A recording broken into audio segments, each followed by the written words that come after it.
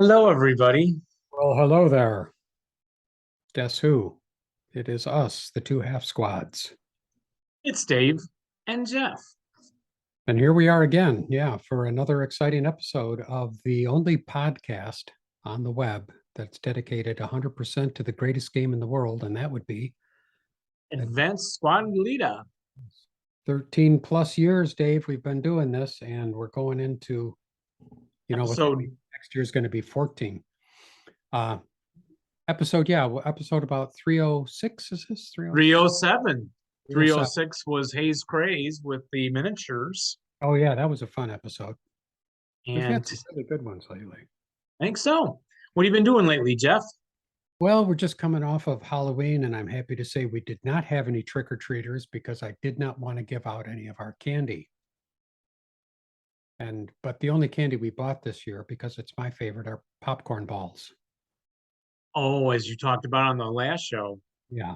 And so I have 2 bags left, so 24 popcorn balls left. And they're about the size of a hand grenade or a small baseball. And so 24 should last for a week or so. And we did the same thing as last year. We started giving out more candy as it got near the end of the night, like handfuls and handfuls, and then suddenly panicking like there won't be enough, and then going back to giving one little piece to each kid. It's very that's why I didn't give out candy, Dave. It's very stressful. Either have too much or not enough, or it's the wrong selection, or the kids feel cheated, or gotta open the door and you never know what you're gonna get. But I heard a lot of comments from neighbors and stuff. They said everybody was very respectful this year. I think people were just happy to be out having a good time without really worrying nearly as much as we have in the last 2 Halloweens with COVID. And yeah, well, yeah, bit of that. That's right. And the weather was good. The weather was amazing for Chicago. I mean, normally it's very cold and windy and rainy and sometimes even snowy here, but it was almost 70 degrees, I think, on Halloween. Yeah, very enjoyable. Yeah. Made my lamb chili today for my Bears chili party. That'll be Sunday.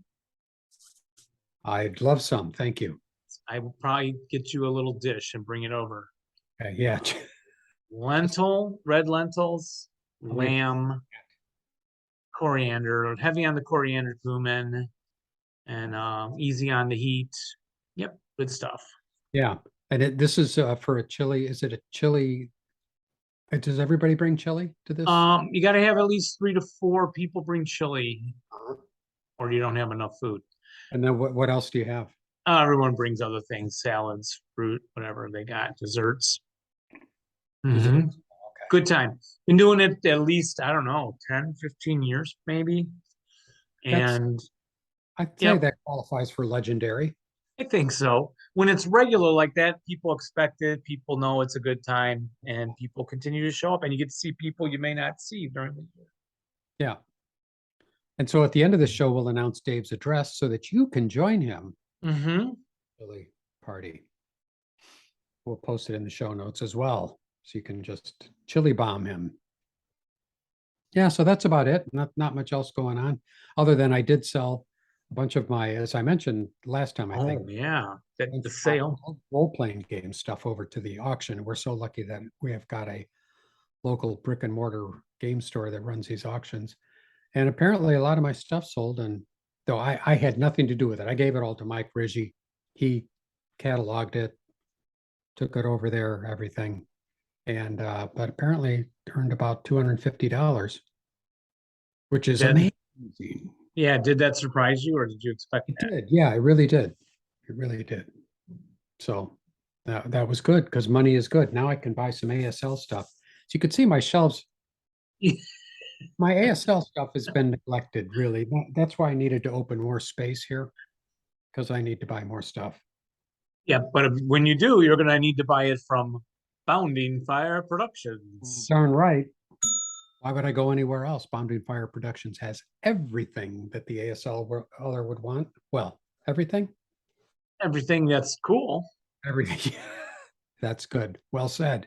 There are other companies out there, but Bounding Fire makes some of the best. Yeah, go to boundingfireproductions.com first when you've got money burning a hole in your pocket.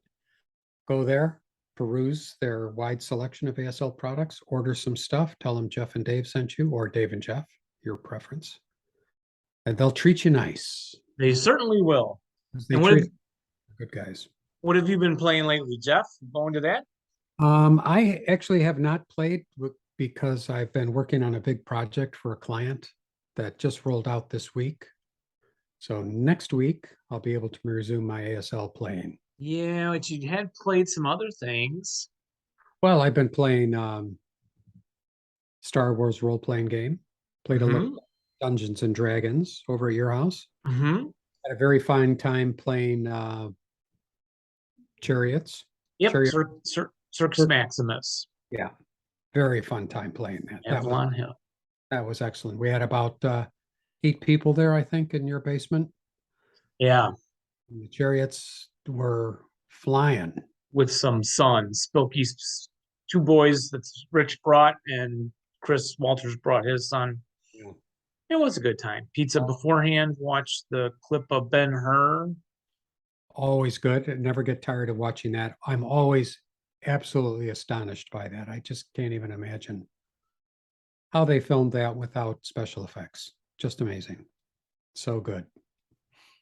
Well, can you tell what I played, or you can't see the title on that one? It looks like you've been playing an ASL scenario that involves the maybe something from the Korean scenario pack.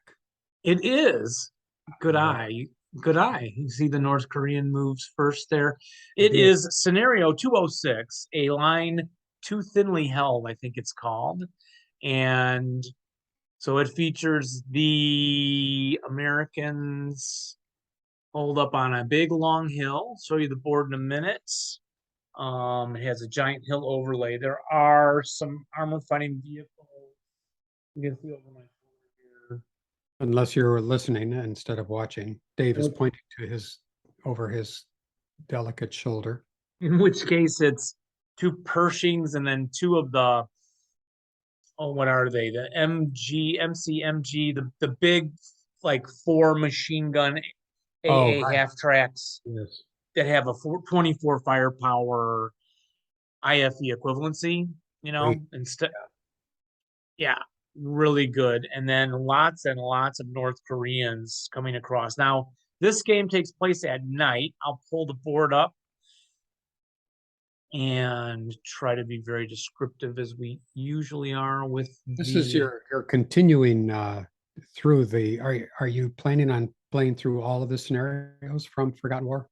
Yes, we are. The idea. And I how think far through are we about? I'd say well over half. Okay. So Great.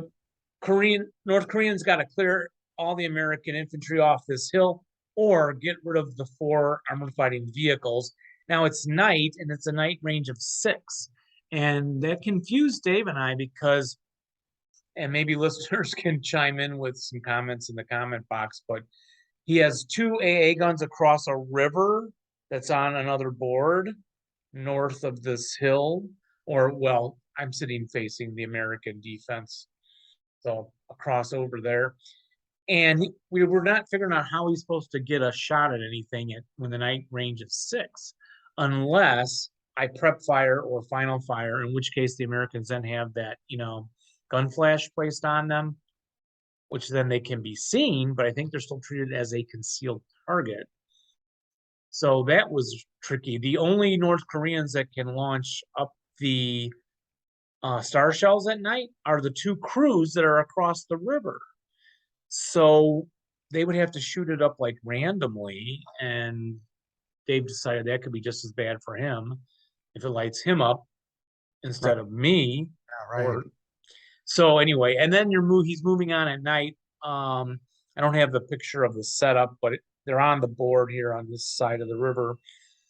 And again, some of them set up on from my view, the left side of the hill, also here, and they have to be like 2 hexes away from any Americans to set up over there.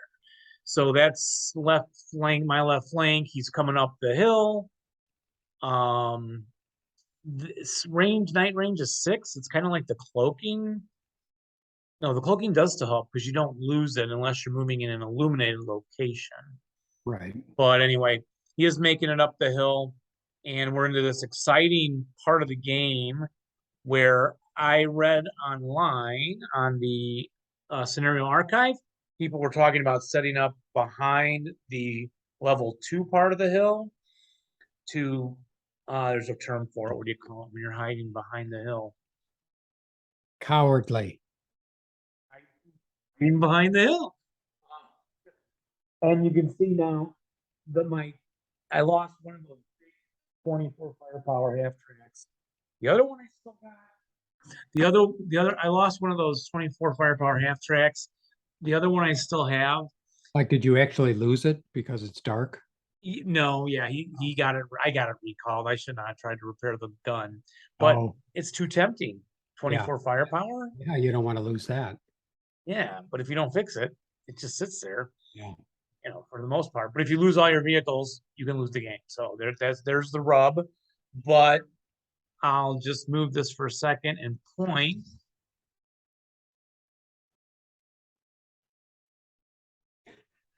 So for those watching on YouTube, you could see the big two tanks are sitting there with their 90 millimeter guns.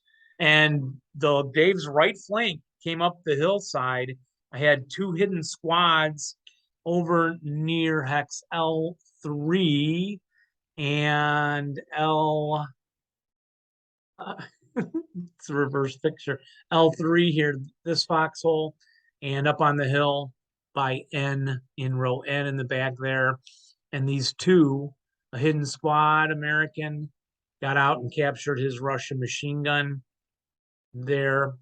And the half squad were just getting surrounded by all the North Koreans just storming up the hill and managed to break all of them with everything it took, even final protective fire. And that's looking good suddenly. So it looked real bad, like there was no way I could win or hold on. And then now it's looking good, and we'll finish it Saturday.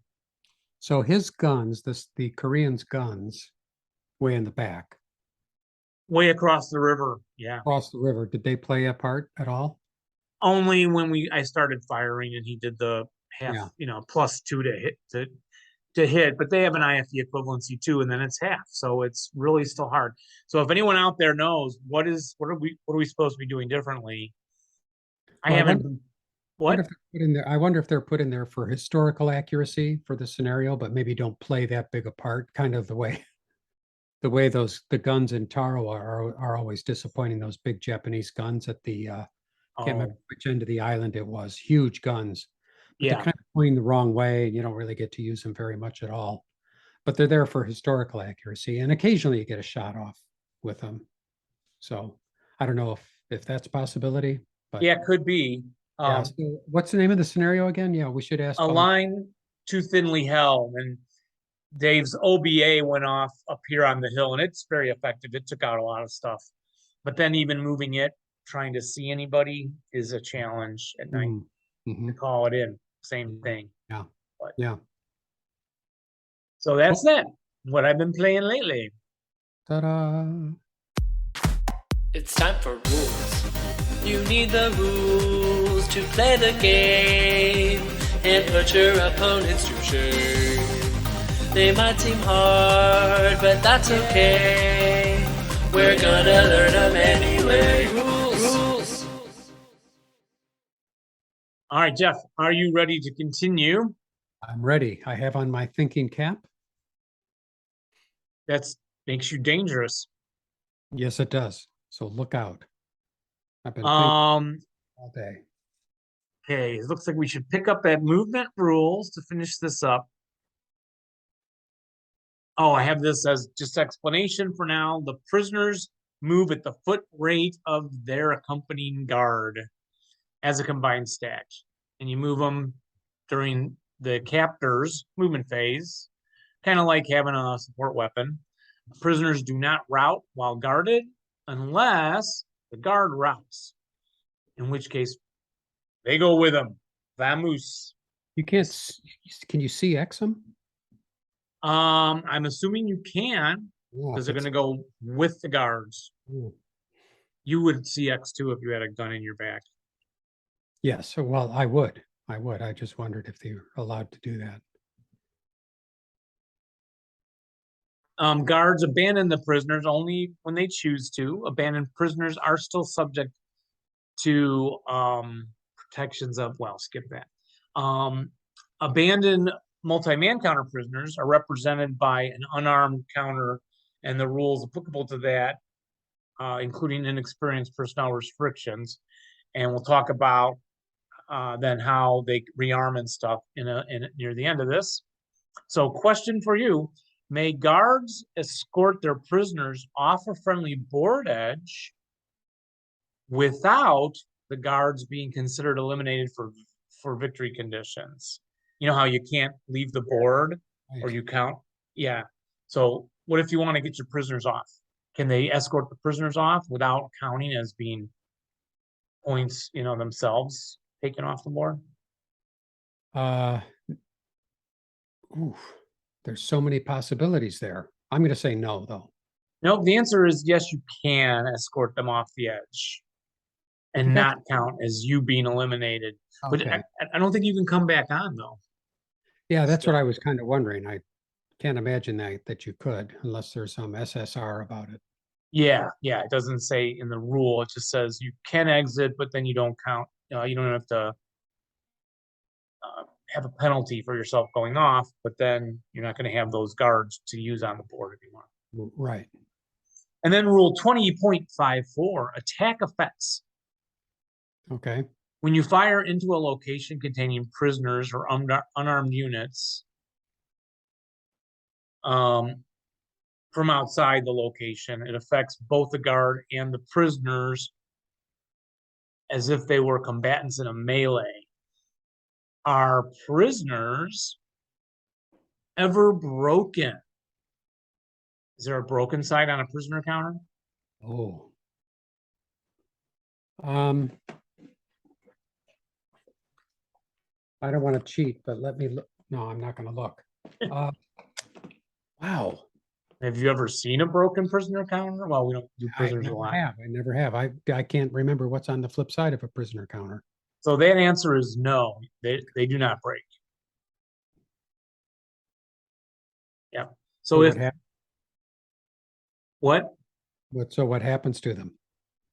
They will be half squatted. Okay. Do they take a leader lost morale check or task check, usually required for the elimination or breaking of a leader that's in the same location? So if you have a prisoner leader counter and a prisoner squad counter and the prisoner leader is killed, does the prisoner counter take a leader lost morale check? Yes. No. Boy, maybe I've got my hat on backwards. Try that. They don't. Okay. They don't. I was kind of crapshoot. Because I don't remember the rule, and I was just kind of rolling the dice on that one. You have to, because I don't know, how often have we taken prisoners over 20 years of playing? Just doesn't happen that often. We just don't. Other players do. Yeah. Is a prisoner unarmed unit, is a prisoner or an unarmed unit, which, we already did that. They don't break. And it suffers casualty reduction instead, yes. So is a prisoner subject to pinning since they're with the guard all the time and they move with the guard? If the guard pins, do the prisoners then pin also? Yes. Yes, they do. They can't just run free then at that point. Right.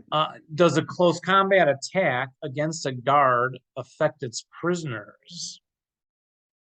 I would say no. That is correct. You first have to eliminate the guards before anything happens to the prisoners there. Yeah. In which case you would stop attacking and they would no longer be prisoners.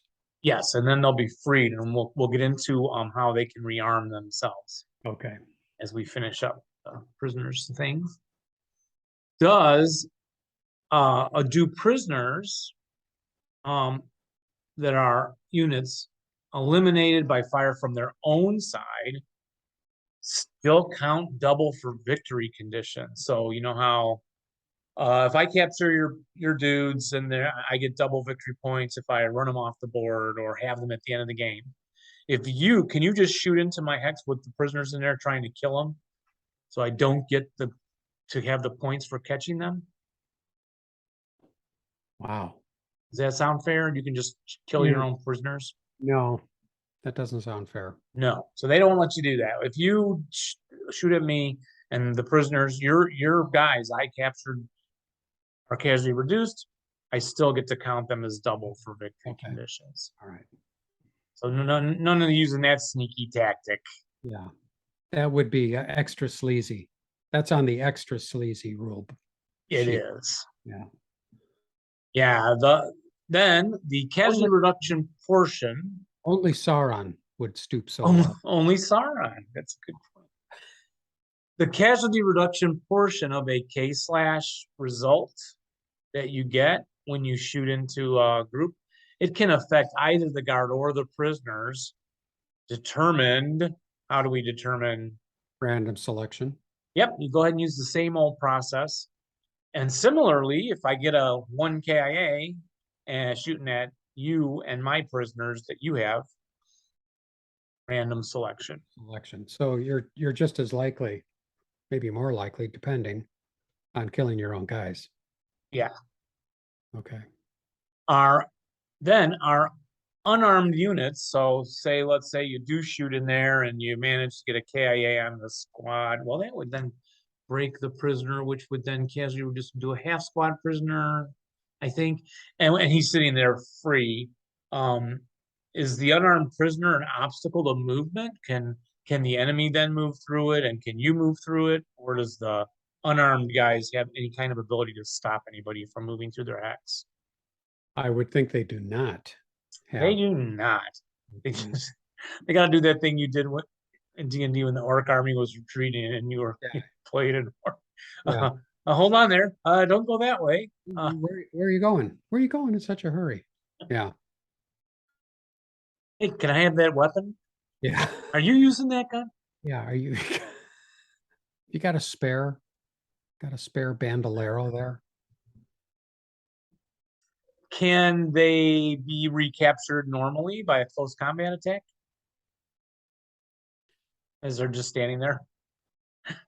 Yeah. Sure. Yep. Yeah. Just jump right on them and take them back. Take them back. Yep. Can they also be recaptured by any infantry or cavalry unit that enters their location during the movement phase and engages in an immediate attack? Well, let me tell you, the answer is yes. And I can't, well, yeah, okay, I guess if you don't have to stop for them, it's kind of like an infantry. I don't remember reading anything about this, but that's what the rule says. An overrun? I guess it is like that, right? You just enter the hex. You enter the hex, you overrun. And then you can do an immediate, it says, close combat attack. Okay. So and essentially recapture them. Yes. And then keep moving? Well, I don't know. No. Oh, here's the rest. Close combat would stop you. It would, yes, you would be considered in melee. So it says if they fail to eliminate or recapture those armed guys, they're considered in melee and then cannot go further. Okay. So you just place a melee counter right on them to indicate. Yeah. Boy, I'm so used to not. Yeah, I've never done that in my life. Jump on some escaped prisoner dudes, but it's easy to recapture them, and I guess it should be. Yeah. So may a non-prisoner unit enter a known enemy? That makes no sense. May a non-prisoner unarmed infantry unit enter a known enemy occupied location? How about may a prisoner enter a known enemy occupied location? No. No. All right. Then looking to escape. How many movies can you think of with the word escape in the title?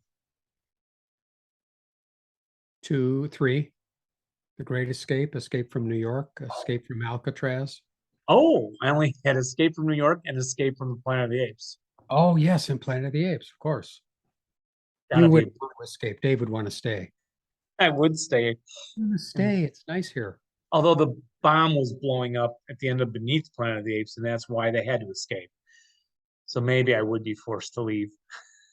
We should watch we watched Planet of the Apes in the theater. We That was did. about 5 years ago, which means 10 years ago. But Right. we should watch the next 4 movies in that series. Well, Dave Timonen has watched it with me one night when we couldn't game for some reason. Mm. We watched Beneath the Planet of the Apes. Oh, you did? So we're already a movie ahead of you. Okay, gotta get caught up. We'll have to do it together. Yeah. So, escaping prisoners.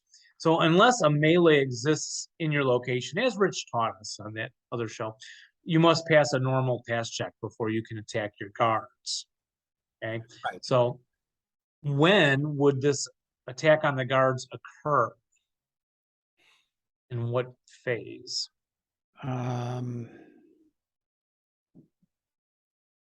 If the guard's broken. Close combat phase. Yes, that is correct. And then once a melee exists in that location, so may the prisoners then attack. Oh, so if someone else jumps in and is combating, so my American squad jumps on your German squad and you have my prisoners in there, and we have a melee, can the prisoners now attack without a normal task check? Wow. Because they're all excited because they're buddies. Yes, I'm going to say yes. Yes, they can. Based on your little hint there. Yes. Yeah. Thank you for that. I wish you'd been in college with me. You could have given me these hints as I took my tests. Trying to help people remember it. That's all. Yeah. And well, you can. You're so right, because this kind of stuff doesn't come up that often, and I don't know how you intentionally play a scenario so that you can use prisoner, employ some prisoner rules. That's really hard to do, but I guess we could try more. Let's try not. I guess we could. I'd just be happy if we just decided to not ignore the rules when they come up. But we just end up killing everybody because it's easier. Yes. And Dave Timonen listened to the whole thing with Rich, and then the one we did at the first part of this quiz show. Yeah. And he came over last week and was saying, so now let me get this right. So you guys said if you have a broken and a good order, and then the other guy has first close combat and kills that guy, then the other guy goes. I said, Dave, I can't remember. I have no idea. It's not. So I'm glad you're trying to remember, but yeah. When has that ever happened to us? And he said, well, yeah, never. And we have had prisoners, but usually you're trying to keep your prisoners safe. Yeah. But you got to have a rule for every situation. You do, yeah. And I guess when I get overwhelmed by this, I should remember, you don't have to remember every single rule. No. You just need to know the ones. Well, you can look it up when it happens. Yeah. In the rare time someone actually jumps into you in melee and right. You didn't get a chance to. Yeah. So prisoners must eliminate the guard before they can attack any other units in that location, which is logical. Yeah. Unless they attack the guard and other units as part of the same close combat. So you can't attack the half squad that's there when a full squad is guarding you. You'd have to do them both together, or guard first, next turn, try the half squad. Yeah, okay. Once a melee exists with a guard, may the prisoners attempt to withdraw from melee? No. Yes, you can. Really?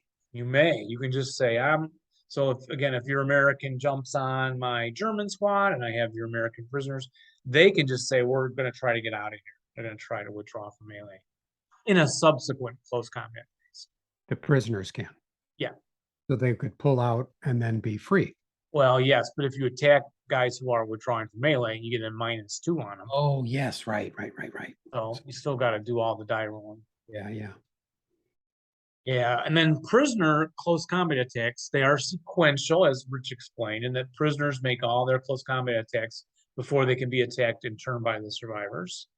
And then escape is successful only if there's no enemy units in the same location, or by the withdrawal from melee. Yeah. Or if you get the infiltration rule, where like the guy rolls boxcars and you roll snakes or something, you get to leave the melee. Right. If that happens, the prisoners can leave too. So question, do prisoners that are eliminated in an escape attempt incur penalties upon the captor. So, like, there's penalties for killing prisoners. If they try to escape and they get killed, does the guy who caught them still have to have those penalties? And did we go over the penalties, what the penalties are? I think they're coming up. Oh, Okay. wait, no, it's like it's like invoking no quarter, Yes, okay. and you can't mop up and things like that. Right, okay, okay. All right, so let me think. They try to escape, you Yeah, killed them. Do you have to take the penalties because they tried to escape? no, I'm gonna say no. Yeah, no, it's their fault. You shouldn't have tried that. Not my fault. They would still be counted for victory conditions, also.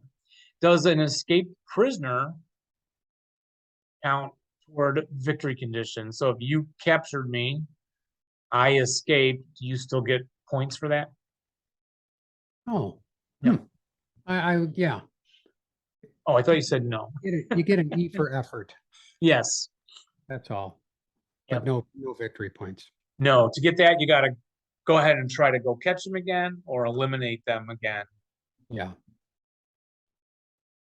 And then, before we get to the last section on rearming our squads, our freed squads, assuming they got freed, which nationalities and who will not try to escape unless they're abandoned?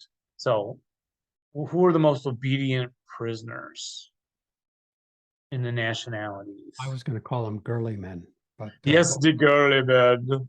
girly men. Who are the most obedient prisoners? The British.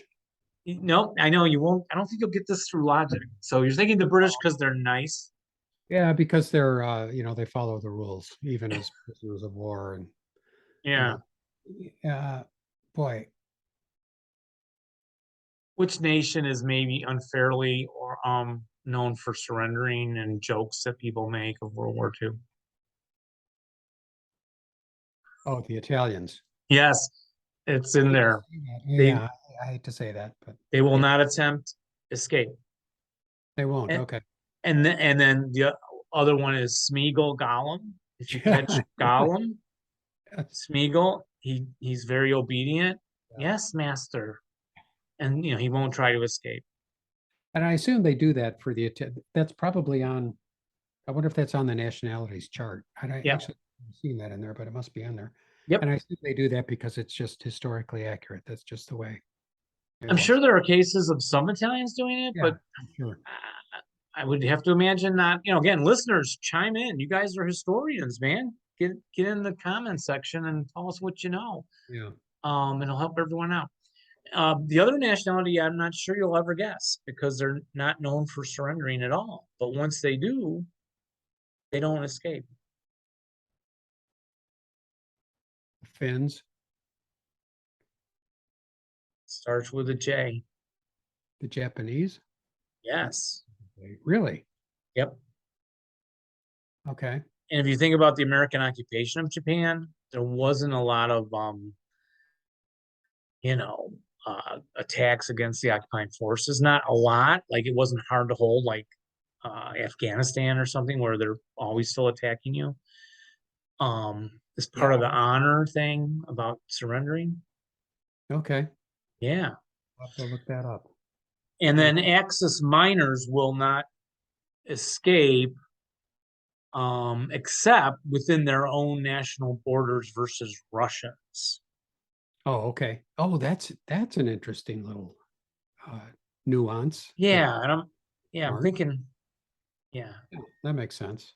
Historically, I guess they had lots of conflicts with the Russians. They don't like them a lot. They figure maybe they're going to massacre them. I'm not sure. Yeah. But so then let's look at okay, so now we've escaped from the Planet of the Apes. And how do we rearm? Do you want to just give a shot at that out of the blue? Or should I ask you questions? I would imagine they have to find some abandoned weapons. Yes, there's two ways to do that. One is called scrounging. Let me go to that rule 20.552. Scrounging. So small arms capable of rearming any one infantry counter may be scrounged from any hex occupied by that unit at the end of the movement phase, in which it expends all of its movement and then has to roll 2 dice and come up with what extremely rare number on 2 dice? 2. 2. Really? But what needs to be, what are they scrounging? For weapons, random weapons on a battlefield. Just so it could be on an empty hex. Yes, you Okay. can just go around the board. I was waiting for you But- to say in a hex with an with an abandoned AFV or. That's the other way. Oh, So okay. now, which hexes would you not be able to scrounge? Was there? I would think like road. No, No, because no? they're wet. Oh, swamp or Yeah. yeah, Marsh, yeah, Mars. swamp, water obstacles, rivers. Yes, I but found this rifle at the bottom of the river. which you can do right now in the Mississippi River because it's down so low. They're finding all kinds of things, aren't they? I saw a You know? guy found a Civil War belt buckle. Civil War era belt buckle. That's cool. But And of course, they're finding bodies in Lake Tahoe in the drums, and I shouldn't be laughing about that. So I'm sorry. Yeah, Like 3. Wait, sorry, what? you'll have to tell me about that sometime. You didn't hear about the 3 bodies they found? No. Like literally, like one was in a drum, weighted, Ooh, okay, so that's not a fun show. Okay. Okay, so let's go back. So that makes sense. So any open ground hex, and that kind of makes sense. You still have to roll a 2. You have to expend all your movement factors there for essentially for searching. Yeah, And I then think you're and maybe you find something. And then what do you find? So what do you find?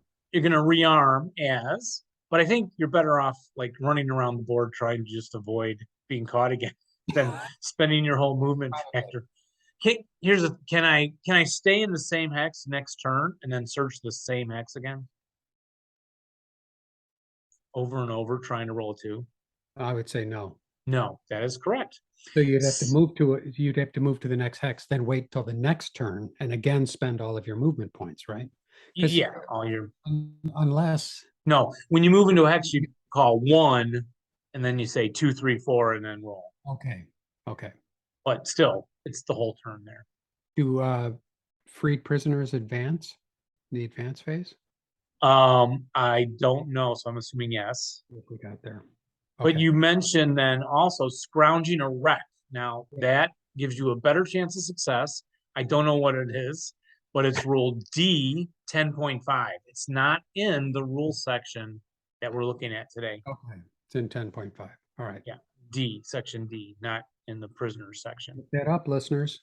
Yep. Pull your car over. I'll bet a lot. I'll bet a lot of them know off the top of their heads what you have I'm to sure roll. they do. So then you asked what happens. Okay, so now I've rolled snake eyes. I've rearmed. Is the unarmed unit then replaced with an elite squad or a low end squad? Yeah, it would be like a conscript, maybe. Yes, or green if you have a green squad. Green. Okay. Yep, the low end, green or conscript. Okay. Yep, and that there was something else about rearming. Wait, scrounging. Oh yeah, because I went down to so rearming also then. An escaped single man counter is always armed. I don't know why. No idea why.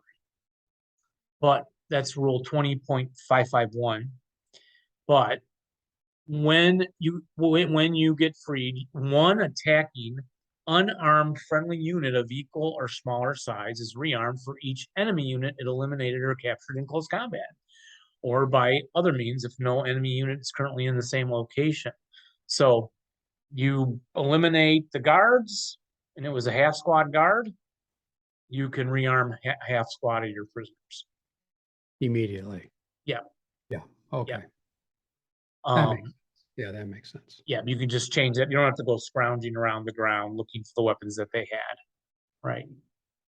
So then, and the last thing here, an unarmed unit in the same location with an armed enemy unit that surrenders to a friendly armed unit can be immediately rearmed as per the preceding sentence. Okay. Now that was complicated. I rewrote that in Dave language. Would you like to hear it in Dave language? I think I would. That rule states that if you're in the hex with enemy dudes and those enemy dudes surrender to your buds, then you can pick up their weapons. Yeah. Does that make more sense? That makes more sense.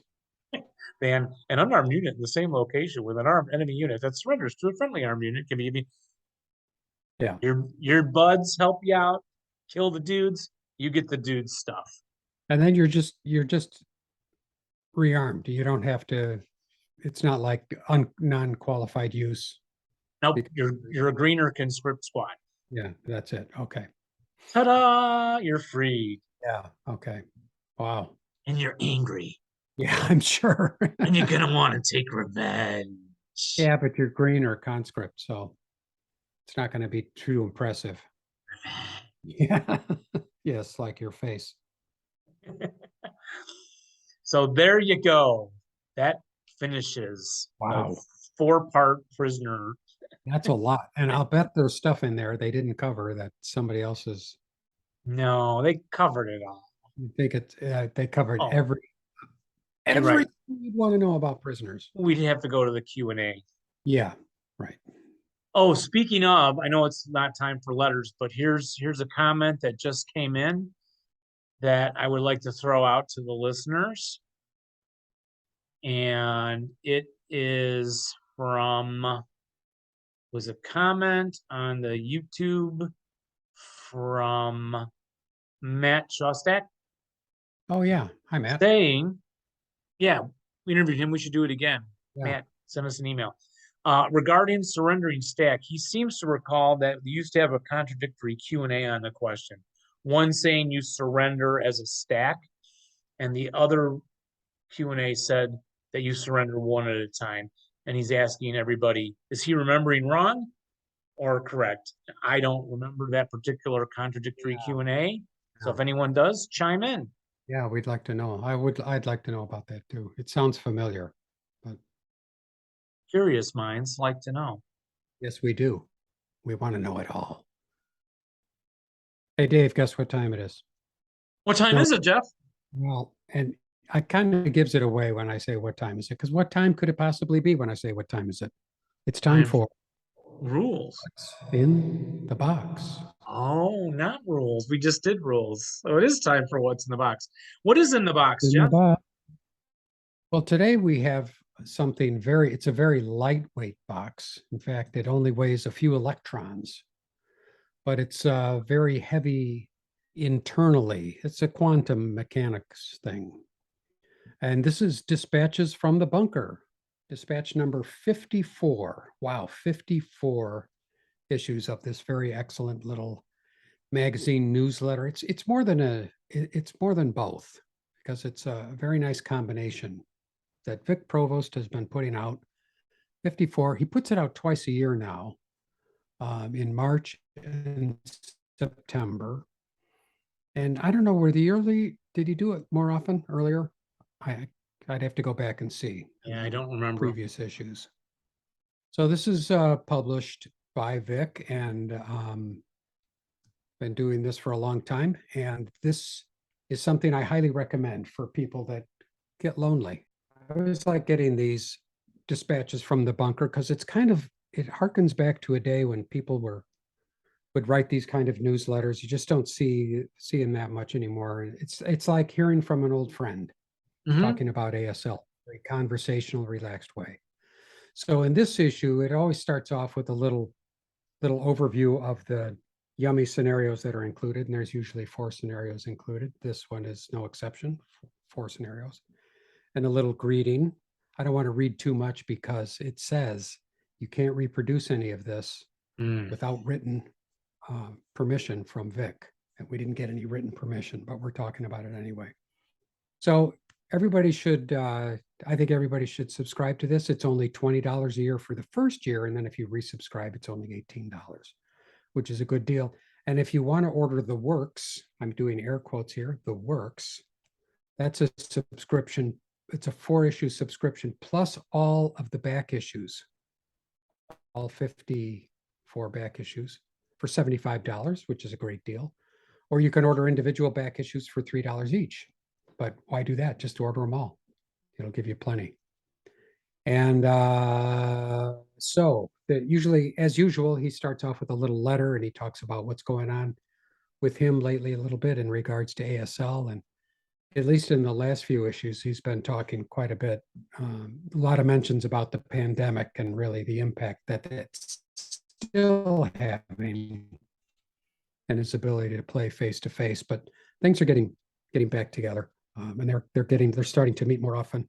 He mentions in this one, and I don't think either one of us knew this, but he mentioned in this one that he just learned of the passing of Gary Trezza, which we that was earlier this year. And I think, Dave, this is one thing that we miss out from not being on social media very much. I mean, I know you're on Twitter, but didn't come through Twitter, but not being on Facebook, I didn't know. Yeah, or game squad. We don't check in there a lot or anything like that. Not Sad. very much. Very Yeah, sad. so- and Pat Flory, another, I don't know Pat, but he mentions that in his opening. Sorry to see them no longer with us. And then there's a little, usually a little article about what's going on with local ASL stuff that he's been up to just around that area. And he is in Connecticut. Where is he? Yeah, New York area, the coast. Oh, Pittsburgh. Pittsfield, Massachusetts. He's in Oh, Massachusetts. And there's a little announcement about the Nor'easter, what happened at the Nor'easter earlier this year with who won and all the big money they took home. who won? Does it say? First place was Brian Wiersma. Second place, Chuck Hammond. Third place, Yeah, Ron Lewinsky. Fourth place, Richard Vieira. we just interviewed Chuck Hammond with Hasmo. Yeah, that's right. So, and then another page just talking about what's coming up, which there's a tournament coming up here, Dave. Hard to believe. The 20th annual New York State ASL Championship is coming up on December 1st through December 4th, which is, wow, just around the corner. In Albany. So Great Albany Tournament. They've been doing that for a long time. That's one that Gary Trezza was involved in for a very long time. It's gonna be missed. He'll be missed this year, yeah. One thing to note about Tussle in the Tundra coming up, or sorry, as far as next year's tournament is, they're going to make a little change to the way that the rounds are scored, and with the idea of having everybody stick around for all 5 rounds. So they're going to have something so that you don't necessarily have to be undefeated, to become a champion, because you want more people to play, so that people that feel like, oh, there's no way they could win, just go home or go to the bar or whatever they do. So that should be interesting to see. They're going to make some more announcement about that in the near future. Excellent. And they just point out that they hope that the next year's tournament hopefully won't conflict with the Spreading Blaze event in Atlanta. That's one I don't know about, Dave. Have we heard about that one? No, I have not. Yeah. No. We'll have to look for those guys and see what we can find out. There's also an announcement here about the Nor'easter 20 scenario pack, which you can learn about if you go to, this is a scenario pack put together by Carl Nogueira. I think he puts it together, who we have interviewed. Carl, we've interviewed before. And this is a scenario pack, comes in PDF. You get the pack for $15. And we'll put a link in the show notes so you can look at that. Or Okay. more wisely, you could buy Dispatches from the Bunker and find it yourself. Find it your own self. That'd be a good idea. This is really, one thing I like about reading Dispatches from the Bunker is it's just got a nice, cozy, friendly, old-fashioned newsletter look to it. So it's very fun to read. even though it's electronic. You'll want to print these out and read them. Yeah, in fact, And- Jeff, we did review the Nor'easter Pack 2 that as a physical copy and show episode 269. Oh, okay. Then also what comes with every single issue of Dispatches from the Bunker is our 4 scenarios. Here's a scenario designed by Vic Provost himself called Recon on the Kokoda Trail. Now it says on this, it says it's from a series 1. So I'm guessing he's going to do a series about this particular action in the Pacific Theater, Yeah, I don't know. Could be. specifically on the Kokoda Papua New Guinea area in early 1942. And as you can imagine, this is going to be Japanese. In this case, it's against the British, using board 52. So if everybody's got 52, you can play this. And the scenario itself, I mean, I don't have the board out, so I can't really look at it. The counter mix is relatively unremarkable, but what's interesting is a couple of the special rules, the SSRs. For instance, and I've actually really gotten to like these special rules because they bring out something different in a scenario than you otherwise might find. Yeah. In this case, no unit may use double time movement until after any personnel unit of either side has line of sight to a known enemy unit. You have to see someone to have a reason to start running around. That's right. I kind of like that. Another rule is, coincidentally enough, about prisoners. Prisoner interrogation and civilian interrogation. When are we going to go over those things, Dave? I don't know. Hmm? They're in chapter E. Chapter E, yeah. And this says prisoner interrogation and civilian interrogation are in effect. So well, I said British units, but these are actually the Australians and New Zealanders. Anzac. Yeah. Are in effect. Anzacs are in friendly country. Japanese are in hostile country. Another scenario here, not digging potatoes, which is designed by Jeffrey Myers. This is Market Garden series number 2. So obviously there's a series going on from that action. The Germans against the Americans. Yes, H Company, yes. Yes, 82nd Airborne Division. One of the interesting special rules here, prisoner interrogation is in effect, again, with American being considered to be in friendly country. Neither side may invoke no quarter. So when you play these, you can go back and replay this episode and the previous couple where Dave and I discussed prisoners, and it's everything you need to know. Another scenario called the Last Day, which is from a Red Barricade series. This is number 6 in the series by Steve Swan. Hello, Steve. This one uses the Red Barricades board. So if you don't have that, don't get out. Yeah, or order it or find a friend who's got it and sneak off with it.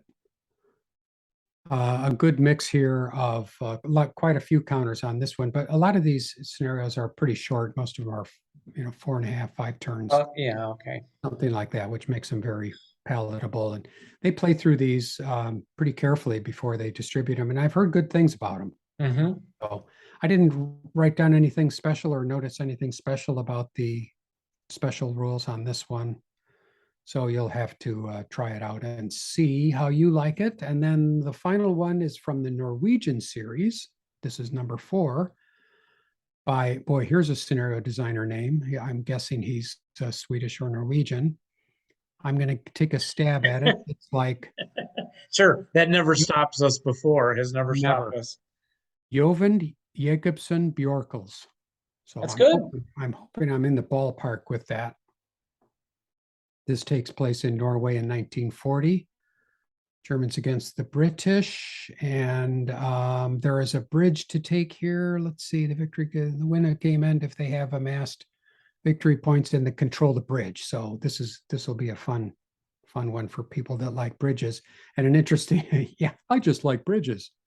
Love them. Some of the special scenarios in this Yeah, the demolition charges in the British OB, it's a set demolition charge and must be set up using HIP in one of the bridge locations. Okay.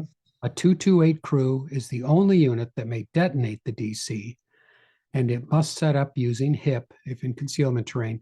And then another thing here, if the bridge has been destroyed, this sounds cool. Good order German infantry may exit on or adjacent to hex 39K10. And contrary to A 2.6, they may re-enter the map Oh, on the next turn on hex 7 W1. oh, How so about the, that? yeah, I don't know. It'd be interesting to look at the board. Maybe they're trying to get around to another area. Yeah. So that sounds very cool. And then, so that's the 4 scenarios which you get. And then there's quite a lengthy article. This is an 18-page magazine. It's usually about that every month. Quite a long article on the Forgotten War module. It's a kind of a overview and tips and stuff from Carl Nogueira, who's looking at the Korean War module and kind of summarizing. Now, I didn't look at this part in any depth, Dave, because I've never read Oh, the Korean War rules. So I don't know if you have. yes, we're doing them a lot with Dave and I. Mhm. Yeah. So if you haven't looked at this, now's a good chance for you to do so. But it gives you some summaries of some of the differences in the Korean War module compared to the World War II stuff. That's it. On the back page, there's just kind of a summary on some thoughts about the 4 scenarios that are included. And there's an ad for Battle School Dice. There's some encouragement to sign up and to regularly post your winnings and losings on the ASL Roar. Oh yeah, I still should. Every game you play, Dave, counts. It's important. Yeah, I should start that. Yeah. So, and that's it. That's 18 pages of ASL fun. Excellent. Bunker, get it. Well, I can look at 53 next time. Okay. I guess we'll see y'all next time. We'll be here. I hope you'll be here. Mhm. And remember to Roll low, and rally well. but not when you're playing us. Take Take care. care. Bye, everybody. Bye, everybody.